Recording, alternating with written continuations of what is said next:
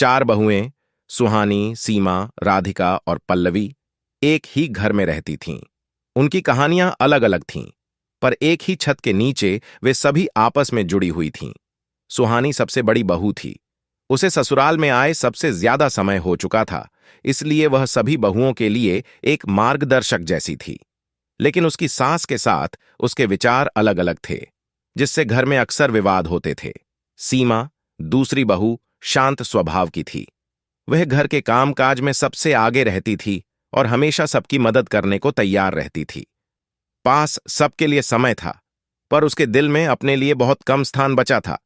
राधिका, तीसरी बहू, अपने विचारों की स्पष्टता और स्वतंत्रता के लिए जानी जाती थी। उसे अपने सपनों को पूरा करने की चाहत थी और इसी वजह से कई बार वह अन्य बहुओं से अलग थलग पड़ जाती थी। पल्लवी, सबसे छोटी बहू, सबसे अधिक चंचल और जिंदा दिल थी। उसकी हंसी खुशी ने घर को हमेशा जीवंत बनाए रखा था। उसके रहते घर में कभी भी सन्नाटा नहीं रहता था। घर के नियम कानून सख्त थे, लेकिन चारों बहुओं ने अपने तरीके से उन्हें अपनाने की कोशिश की। उनकी आपसी रिश्तेदारी कई बार विवादों में बदल जाती थी।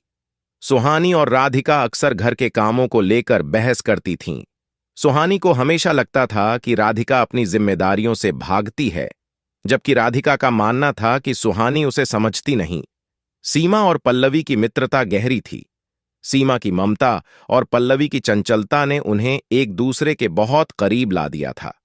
जब भी घर में कोई विवाद होता, वे दोनों एक दूसरे के साथ खड़ी रहतीं। एक दिन घर में एक बड़ा झगड़ा हुआ। सुहानी और राधिका के बीच बहस इतनी बढ़ गई कि पूरे घर में तनाव फैल गया।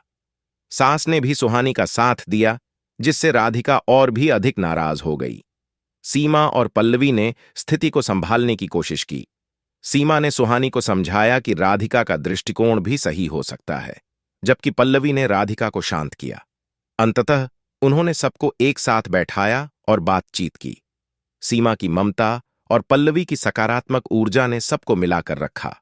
बातचीत के बाद सुहानी और राधिका ने एक दूसरे की बात समझी और माफी मांगी। उनके बीच की दरारें धीरे धीरे भरने लगीं। चारों बहुओं ने मिलकर काम करना शुरू किया और एक दूसरे की मदद करने की कोशिश की। सुहानी ने सीमा से सीखा कि कैसे धैर्य और सहनशीलता के साथ काम किया जाए। सीमा ने राधिका से सीखा कि कैसे अपने सपनों को पूरा किया जाए। राधिका ने पल्लवी से सीखा कि कैसे जीवन को हंसी खुशी से जिया जाए, और पल्लवी ने सुहानी से सीखा कि कैसे जिम्मेदारियों को निभाया जाए। यद्यपि उनके बीच कभी कभी विवाद होते रहते थे, लेकिन उन्होंने यह समझ लिया कि वे एक दूसरे के बिना अधूरी हैं। उनकी आपसी प्रेम और समझ ने उनके रिश्ते को मजबूत किया और उन्हें एक सशक्त परिवार बनाया। चारों बहुएं अब एक दूसरे के साथ खुशी खुशी रहती हैं और उनका घर हमेशा हंसी खुशी से गूंजता रहता है।